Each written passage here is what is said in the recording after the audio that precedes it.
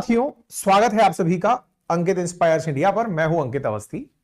साथियों, आज कुछ तस्वीरें पहले आप देखें, उन्हें देखने के बाद मन में कोई प्रतिक्रिया तैयार करें और फिर उस घटना पर विचार करें।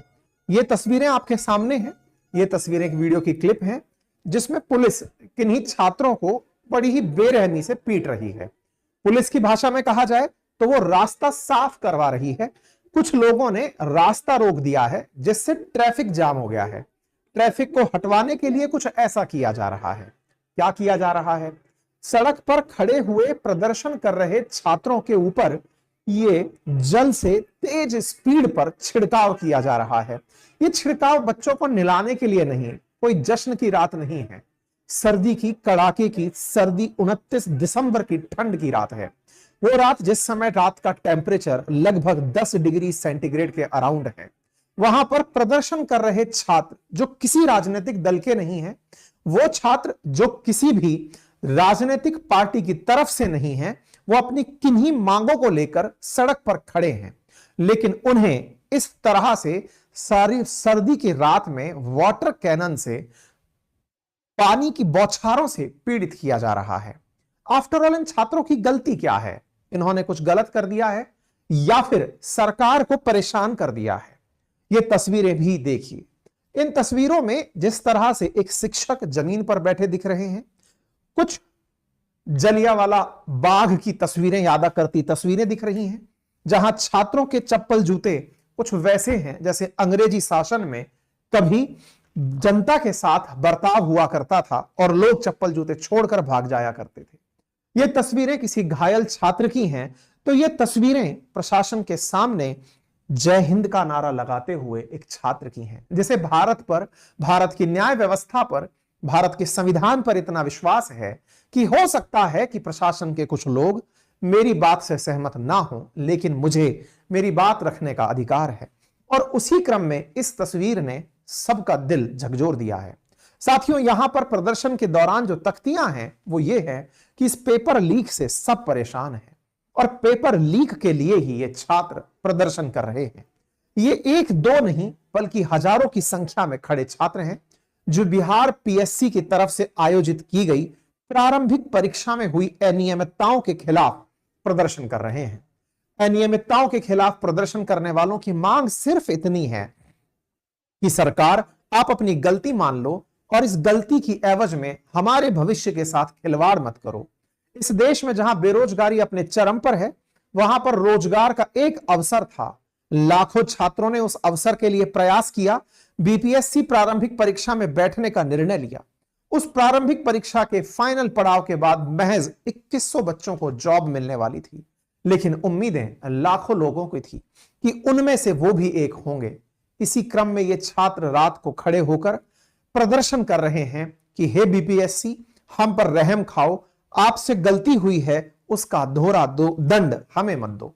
तो क्या वाकई में बीपीएससी से गलती हुई है या फिर ये चुनाव से पहले छात्रों का केवल प्रदर्शन है? चुनाव से पहले क्यों? क्योंकि अल्टीमेटली बिहार में अगले वर्ष चुनाव होने जा रहा है। चुनाव से पहले क्या सरकार को कमजोर करके दिखाने की छात्र राजनीति है? क्या इस पूरे छात्र समूह को किसी राजनीतिक दल का संरक्षण है? तो पहले ही आपको यह क्लियर कर दूं कि इन छात्रों ने बहुत ही खूबसूरती से अपने नेतृत्व को किसी भी राजनेता को देने से इनकार कर दिया है। ये वो छात्र हैं जो ना ही किसी यूट्यूबर टीचर को, ना ही किसी राजनेता के दल को और ना ही किसी भी अपोजिशन को, जो कि चुनाव में भयंकर तरीके से सरकार के खिलाफ खड़ा होना चाहती है, अपना मंच देना चाहते हैं। इनका साफ इनकार है। इनका कहना है कि हम पर राजनीति मत करिए, हम भविष्य हैं बिहार का, तो बिहार के भविष्य के नाते हमारे नाम पर वोट बैंक की गणित मत सीखिए। हमारी बातों से सहमत हैं तो सरकार पर प्रेशर डालिए, लेकिन हमारे वोट की कीमत पर नहीं। हमारा विवेक स्वतंत्र है। और छात्र अपनी इसी स्वतंत्रता का अपने संवैधानिक दायरों में प्रदर्शन कर रहे हैं। बात की जाए कि संवैधानिक दायरे सरकार को पसंद नहीं है, हां सत्य है, क्योंकि गांधी जी खुद कहा करते थे कि सरकार शोषण का ही साधन होती है। सरकार में खुद शामिल ना होने की गांधी जी की बहुत बड़ी कारण, लेकिन सरकार पुलिस से चलती है, पुलिस शोषण करती है, दमन करती है, अपनी बात मनवाने के लिए दंड देती है। ऐसे में मैं सरकार में रहकर कैसे अपनों के खिलाफ अत्याचार कर सकता हूं?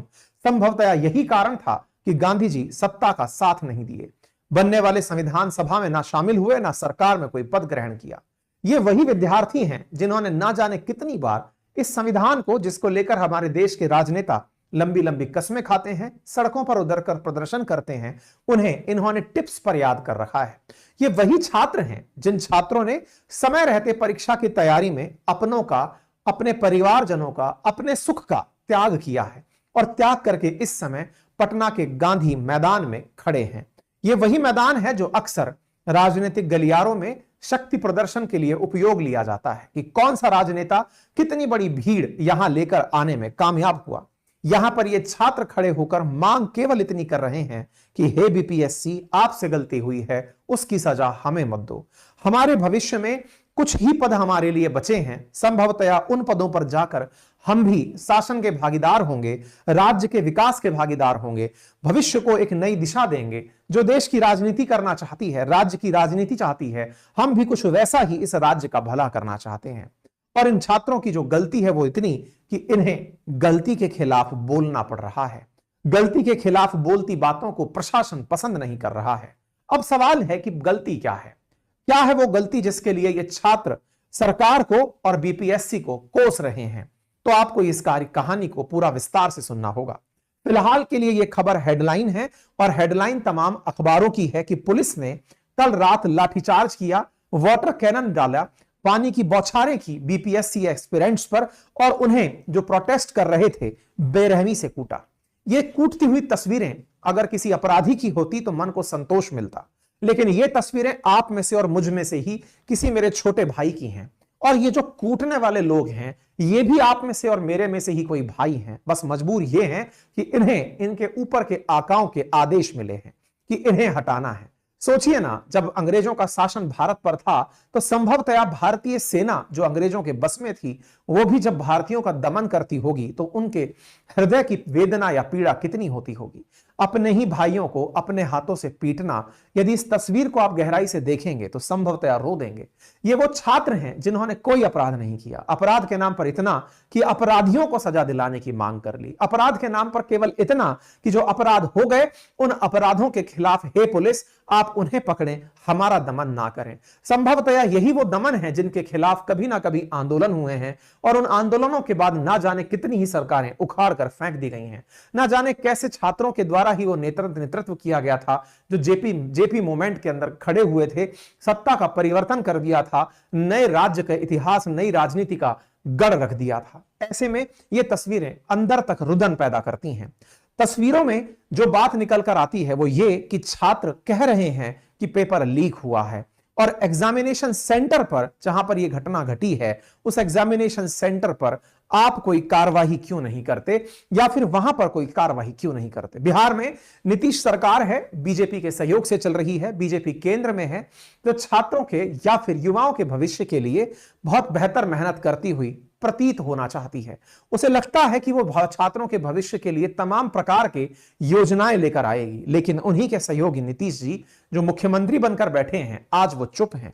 उनकी ये चुप्पी 70वीं प्रारंभिक परीक्षा के दौरान प्रदर्शन कर रहे छात्रों पर है। इस पूरी घटना को डिटेल से बताएं, लेकिन उससे पहले यहां प्रदर्शन करने वाले नेता, छात्र, उनके खिलाफ यहां पर धाराएं दर्ज कर ली गई हैं। आरोप है कि उन्होंने छात्रों को भड़काने का कार्य किया। हमने आपको तमाम समय पर इसकी सारी डिटेल जानकारी दी है। ट्विटर हैंडल पर हमने आपको आपकी बातों को बहुत बखूबी उठा करके रखने का छोटा सा अपना भी प्रयास समय समय पर किया है। अब इस पूरी घटना को हम विस्तार से समझें। इस छात्र के रुदन को देखते हुए, जो अपराधी नहीं है, जो पुलिस की पीड़ा से पीड़ित है, जिसके छात्र के शरीर पर दंड के निशान हैं, इसको पीटा गया है और ये बार बार केवल यही कह रहा है कि मुझे मार रहे हैं। साथियों, सर्दी का अगर आपको एहसास हो तो संभवतः इस छात्र को हुई पीड़ा का भी आपको एहसास होगा। अब इस पूरी घटना को, क्योंकि आप में से बहुत से लोग ऐसे हैं जो बिहार से वास्ता नहीं रखते हो, बिहार की परीक्षाओं से वास्ता ना रखते हो, इसलिए इस पूरी घटना को विस्तार से जानना जरूरी है। आज आपके देश में दो तरह के एडमिनिस्ट्रेशन है, एक केंद्रीय एडमिनिस्ट्रेशन है और एक राज्य का एडमिनिस्ट्रेशन है। हम जब राज्य की बात करते हैं तो राज्य में केंद्र की तरफ से आयोजित की गई यूपीएससी के द्वारा परीक्षा, जिसके माध्यम से आईएएस, आईपीएस जैसे अधिकारियों को राज्य में भेजा जाता है, ठीक उसी प्रकार से राज्य के द्वारा भी आईएएस और आईपीएस के अधीनस्थ एडिशनल आईएएस या कहिए तो उन्हें स्टेट पीसीएस या फिर एसपी में एडिशनल एसपी रैंक के अधिकारियों को भर्ती किया जाता है। राज्य सेवा के सबसे उच्च स्तरीय अधिकारियों की भर्ती परीक्षा कराने वाला आयोग बिहार पब्लिक सर्विस कमीशन। ये बिल्कुल वैसे ही जैसे यूपीएससी केंद्र में परीक्षाओं का आयोजन कराता है। हर स्टेट में यह एक संवैधानिक निकाय है और ये इसका कार्य संवैधानिक तरीके से परीक्षाओं का आयोजन कराना है। बिहार पीएससी जिसकी स्थापना 1949 में हुई थी, 75 साल से अपना कार्य कर रही है। संविधान के द्वारा संरक्षित निकाय है, बॉडी है। इसी के द्वारा इस बार एक परीक्षा के आयोजन की जानकारी दी गई। जानकारी थी अब 28 सितंबर 2024 की कि बिहार पीसीएस के अंदर 70th रिक्रूटमेंट के लिए कुछ पद निकले हैं, आप उसका आवेदन करें। बच्चों ने उसमें भर भर के आवेदन किए। आवेदन की आखिरी तारीख 4 नवंबर रखी गई, नवंबर को रखी गई और नवंबर के बाद में करेक्शन डेट समेत अक्टूबर का समय दिया गया। एग्जाम की तिथि तय हुई 13 दिसंबर। 13 दिसंबर को तय हुई तारीख को 6 दिसंबर के दिन एडमिट कार्ड के साथ ही बड़ी प्रतिक्रिया का सामना करना पड़ा। 6 दिसंबर के दिन ही बड़ी संख्या में छात्र सड़कों पर उतर आए और छात्रों का इस बार सड़कों पर उतरने का बड़ा कारण था नॉर्मलाइजेशन। नॉर्मलाइजेशन क्या है? यदि आपको यह कहा जाए कि आपने 2 दुकानों से कोई सामान खरीदा है, आपका सामान अच्छा है या किसी और का सामान अच्छा है, यह बात तय करने का एक तरीका रखा कि जिस सामान को ज्यादा कंज्यूम किया गया वो अच्छा रहा होगा, जिसे कम कंज्यूम किया गया वो बुरा रहा होगा। चलो इसका एवरेज निकाल लेते हैं, कह देंगे कि वो सामान अच्छा है। आप सुनेंगे ये क्या बकवास है? बिल्कुल यही बकवास नॉर्मलाइजेशन है। अगर आपकी परीक्षा एक से अधिक पालियों में आयोजित कराई जाए और किसी एक परीक्षा में बच्चों ने अच्छे अंक प्राप्त कर लिए तो कहा जाएगा कि पेपर आसान था, और अगर बच्चों ने बेकार अंक प्राप्त किए तो कहा जाएगा कि पेपर मुश्किल था।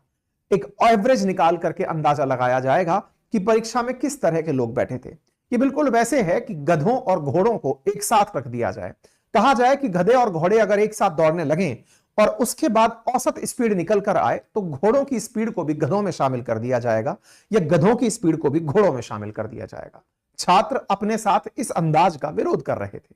उनका कहना था कि जब इस देश में 1 नेशन 1 इलेक्शन जैसी चीजों की बात की जाती है तो एक राज्य के अंदर 4 से लेकर 10 लाख छात्रों की परीक्षा एक बार में आयोजित कराने में कौन सा बहुत बड़ा रॉकेट साइंस है। आप 2 पालियों में परीक्षा मत कराएं, आप केवल एक पाली में परीक्षा कराएं। अब सवाल यह बना कि एक पाली का बवाल कहां से आया, तो अब इसकी कहानी थोड़ा इतिहास से शुरू होती है। 19 सितंबर के दिन बिहार पीएससी के जो अध्यक्ष हैं परमार रवि मनु भाई, इन्होंने नॉर्मलाइजेशन के बारे में कहा कि यह एक वेल एस्टेब्लिश्ड प्रोसेस है और कई परीक्षाओं में इसका उपयोग हो रहा है। इसको आसान प्रक्रिया के रूप में अपनाने में क्या दिक्कत हो सकती है। 30 अक्टूबर को बीपीएससी के कार्यालय में सिविल सेवा की तैयारी कराने वाले कई कोचिंग संस्थानों छात्र प्रतिनिधियों को बुलाकर बातचीत की गई और कहा गया कि खुद बीपीएससी के जो सदस्य मतलब अध्यक्ष हैं वो मीडिया से मुखातिब होने या छात्रों से मुखातिब होने 15 नवंबर को बापू सभागार में उपस्थित होंगे और छात्रों के सवालों का जवाब देंगे और उन्हें बताएंगे कि नॉर्मलाइजेशन बेकार प्रक्रिया नहीं है। ठीक है, इंतजार 15 नवंबर का होने लगा। इस बीच में छात्र इंतजार में थे कि एक दिन वो समय आएगा जब बीपीएससी की तरफ से अध्यक्ष निकलेंगे और वो छात्रों का जवाब देंगे, लेकिन वो दिन आ नहीं पाया। इस बीच में छात्रों का प्रदर्शन शुरू हो गया। छात्रों को लगा कि जब बीपीएससी के खुद अध्यक्ष कह रहे हैं कि यह एक अच्छी प्रक्रिया है तो हो सकता है कि वो इस नॉर्मलाइजेशन को अपना ही डालें। इसका विषय संवाद इसलिए भी स्थापित हुआ क्योंकि परीक्षा की तिथि 13 और 14 दिसंबर होने की खबर निकलने लगी। ऐसे में छात्रों को डर लगने लगा कि अगर परीक्षा 2 दिन में हुई तो फिर नॉर्मलाइजेशन सिर पर आ खड़ा होगा। 2 दिन की परीक्षा का अर्थ ही यह है कि छात्रों से अलग अलग सेट में परीक्षा दिलवाई जाए और टफ और आसान सेट को मिक्स करके नॉर्मलाइज कर दिया जाए। इसका छात्र विरोध करने लगे। 6 दिसंबर के दिन जब तक कोई स्थिति क्लियर नहीं हुई, छात्रों ने प्रदर्शन शुरू किया। प्रदर्शन के बाद छात्रों पर लाठीचार्ज होना शुरू हुआ। हमने इस जानकारी को भी आपके ट्विटर हैंडल के माध्यम से साझा किया। हमने जानकारी में बताया कि छात्र नॉर्मलाइजेशन का विरोध कर रहे हैं।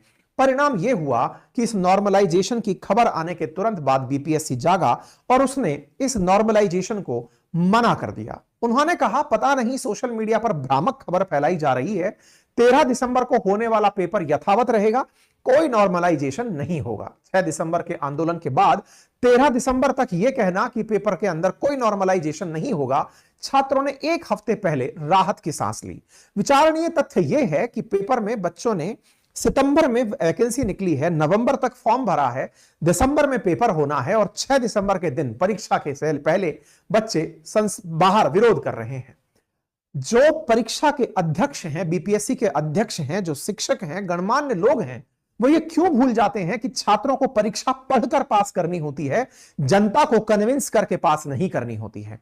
पढ़ने के लिए छात्रों को एक नियत समय चाहिए होता है। जो छात्र इतने लंबे समय से विरोध प्रदर्शन में बैठा है, आप परीक्षा को आयोजित कराते हैं, परीक्षा के लिए उसे मजबूर करते हैं कि वो सड़क पर बैठे, और जब बैठे तब जाकर आप स्पष्टीकरण देने बाहर आए कि नहीं नहीं हम तो मजाक कर रहे थे, और शाम 6 बजे ही एडमिट कार्ड रिलीज कर दिए जाते हैं कि ये लीजिए आपकी परीक्षा एक दिन में आयोजित कराई जाएगी। कोई बात नहीं साहब, छात्रों के आंदोलन का असर हुआ। छात्रों के आंदोलन के बाद परीक्षा से जुड़ी कई सारी जानकारियां सोशल मीडिया पर तैरने लगी कि यह परीक्षा कई बार स्थगित हो चुकी है, शायद ही कोई परीक्षा ऐसी हो जो कभी लीक ना हो।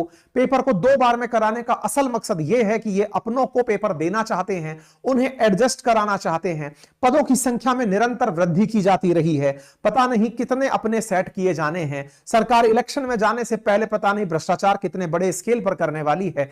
तमाम प्रकार की कवायदें मार्केट और सोशल मीडिया में चलना शुरू हुई। फाइनली नॉर्मलाइजेशन का जिन्न बंद हुआ और 13 दिसंबर का दिन निकला। 13 दिसंबर के दिन परीक्षा को 912 सेंटर पर आयोजित कराया गया। 912 सेंटर में से एक सेंटर जो कि पटना का बापू एग्जाम सेंटर है, वहां पर बवाल हो जाता है। बवाल क्या होता है? बवाल यह होता है कि 13 दिसंबर को परीक्षा आयोजित होती है और बापू एग्जाम सेंटर पर पेपर लीक के एलिगेशन बाहर आने लगते हैं। ऐसा क्यों था? 912 सेंटर पर आयोजित हुई परीक्षा में एक सेंटर के विद्यार्थियों ने प्रोटेस्ट करना शुरू किया। कारण था कि उन्हें पेपर 20 मिनट देरी से मिला है। आरोप था कि उस परीक्षा के दौरान कुछ छात्र पेपर को लिए घूम रहे थे, ओएमआर को लिए घूम रहे थे। आधा घंटे पेपर लेट मिला था, कैंडिडेट्स के पास पहले से प्रश्न पत्र था, क्वेश्चन पेपर कटे फटे थे, पेपर की सील पहले से टूटी हुई थी, सेंटर के अंदर ग्रुप्स में कैंडिडेट ओएमआर शीट भर रहे थे।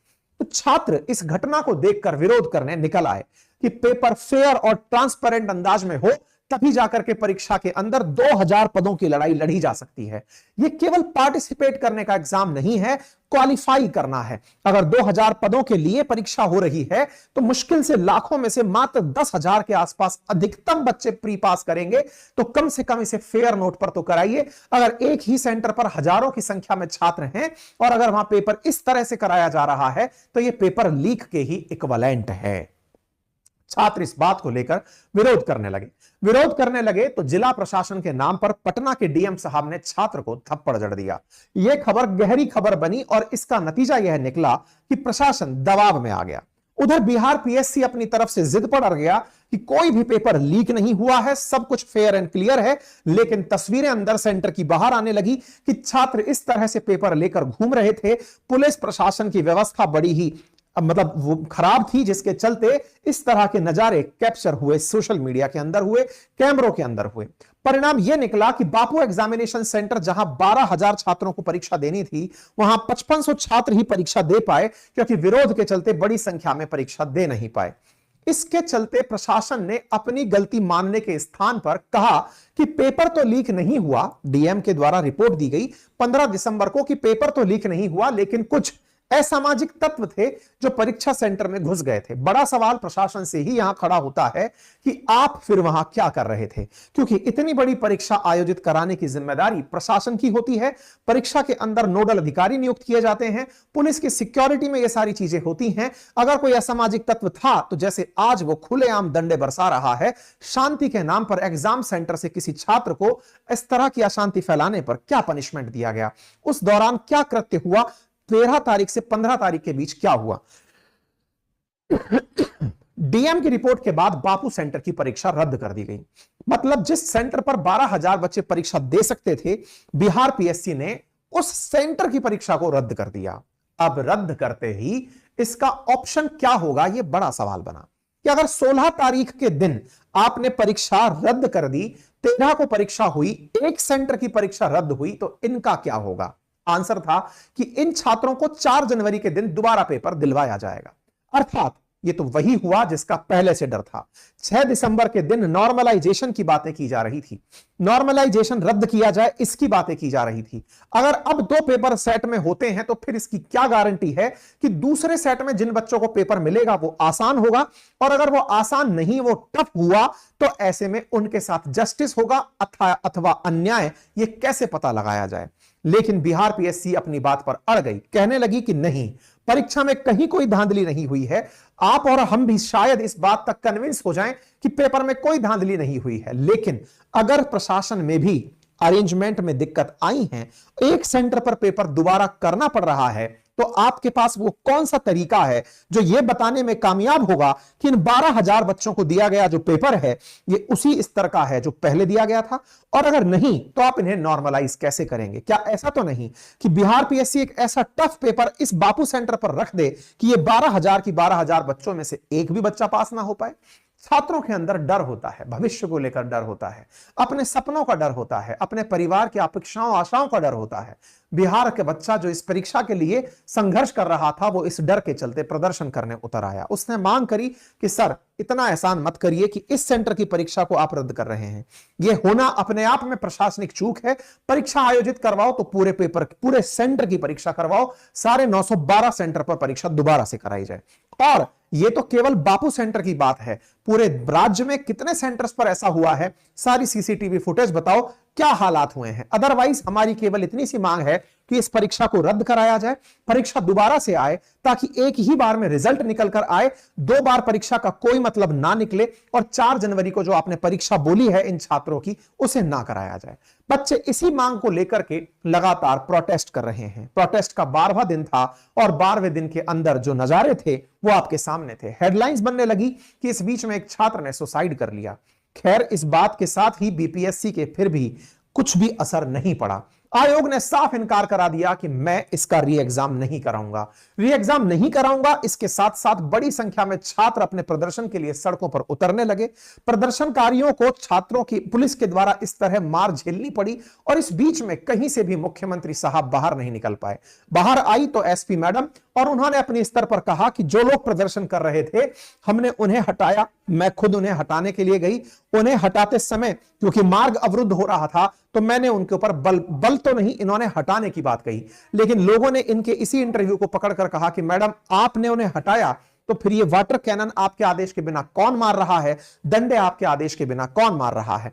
या तो आप अपने रूप से जिम्मेदारी लें या फिर सत्ता वाले अपने ऊपर जिम्मेदारी लें। कौन है अल्टीमेटली जो इसके लिए जिम्मेदार है? सीएम साहब आप कहां हो? पटना में ही आप रहते हो। क्या आपको अपने राज्य में होती वो घटना नहीं दिख रही जो कि उस समय घटित हो रही है, जो कि आपके अपने निवास के बिल्कुल नजदीक है? लोग आपसे मिलने के लिए परेशान हो रहे हैं। आप इस विषय पर क्यों नहीं जांच के आदेश देते? क्यों नहीं छात्रों से आकर मिलते? छात्रों की तो मांग ही यही है कि हम आपसे मिलना चाहते हैं। आप पर विश्वास है कि आप आइए, आप सुनेंगे तो आकर के अपनी बात बोलेंगे। इसी बीच में राजनेताओं के भी अपने अपने बयान और सोशल मीडिया पर ट्रोल्स आने लगे। हम उस पर कोई टिप्पणी नहीं करेंगे।